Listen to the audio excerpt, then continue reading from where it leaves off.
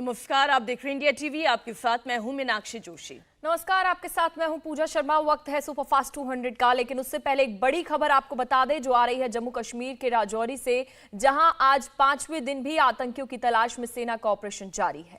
राजौरी के पुंछ में आतंकी हमले में 4 जवानों की शहादत के बाद से डेरा की गली में सेना का सर्च ऑपरेशन चल रहा है। सुरक्षा बलों ने जंगल में छिपे हुए आतंकियों को घेर रखा है। दोनों तरफ से रुक रुक कर फायरिंग भी हो रही है और इसी बीच आज सेना प्रमुख जनरल मनोज पांडे राजौरी पहुंच रहे हैं। सेना प्रमुख राजौरी में घटनास्थल के साथ साथ फॉरवर्ड पोस्ट भी जाएंगे, जहां वो जवानों से मुलाकात करेंगे। साथ ही पुंछ राजौरी सेक्टर की स्थिति की समीक्षा करने और आतंकवाद विरोधी ग्रिड को मजबूत करने पर अफसरों से चर्चा करेंगे। जाहिर है, आर्मी चीफ के जम्मू कश्मीर के इस दौरे के बाद आतंकियों के खिलाफ ऑपरेशन में और ज्यादा तेजी आने की उम्मीद है। गुरुवार को जम्मू कश्मीर के राजौरी में हथियारों से लैस आतंकवादियों ने सेना की 2 गाड़ियों पर घात लगाकर हमला किया था। इस हमले में सेना के 4 जवान शहीद हो गए थे। इन सभी जवानों के पार्थिव शरीर को उनके पैतृक गांव भेजा गया है, जहां आज उनका अंतिम संस्कार किया जा सकता है। जानकारी इस बात की भी है कि 27 और 28 जनवरी को रक्षा मंत्री और जम्मू कश्मीर के लेफ्टिनेंट गवर्नर मनोज सिन्हा सूरनकोट और डेरा की गली का दौरा कर सकते हैं।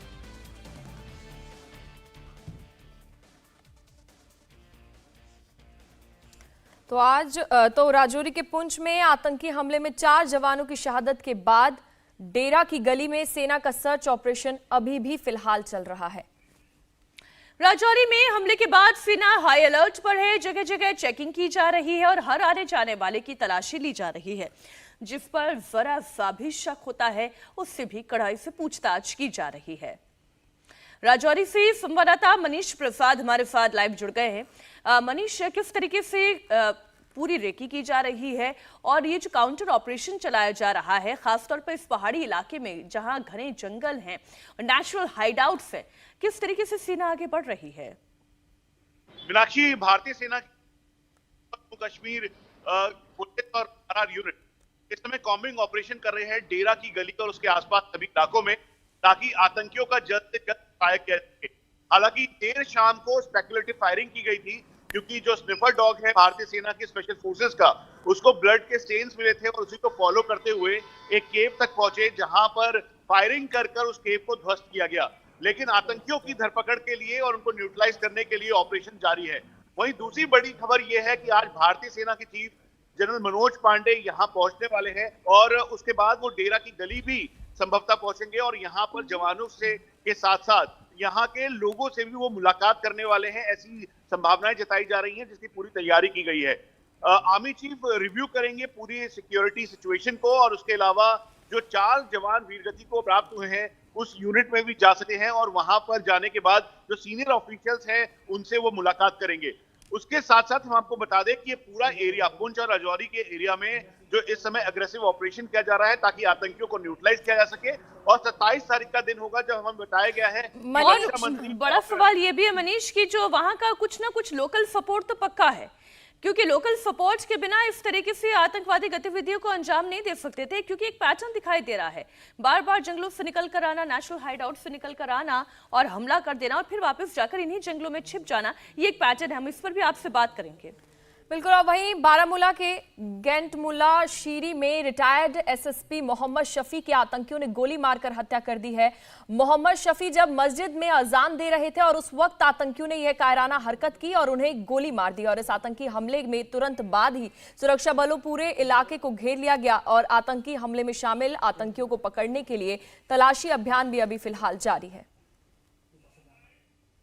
मैं अजान सुन रहा था, मैं सोया था तो लेकिन अजान सुन रहा था। उसके बाद जब उसने अशहदु अल्ला इलाहा इल्लल्लाह पढ़ा तो फायर की आवाज़ हो गई।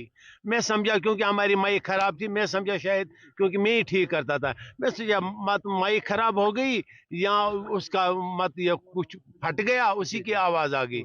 हमने बस सीरियसली नहीं लिया।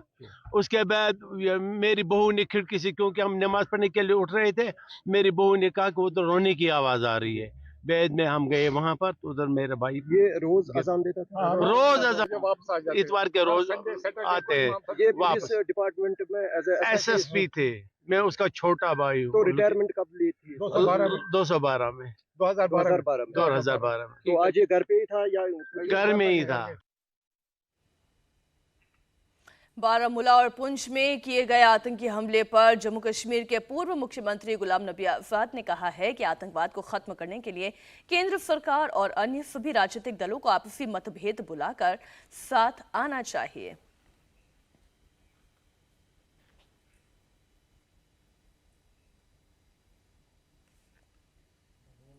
इस पर मुझे बहुत ही अफसोस है और इस तरह की घटनाएं जो हो रही हैं कश्मीर में, तो पिछले 6-7 महीनों से कोई इस तरह की घटना नहीं हुई थी, वरना 1-2 साल में यहाँ टारगेट किलिंग हुई थी और उसको फिर हुकूमत ने बड़ी मुश्किल से उस पर कंट्रोल पाया। उधर राजौरी पुंछ में जो हालात हैं वो भी अच्छे नहीं हैं, तशवीशनाक है।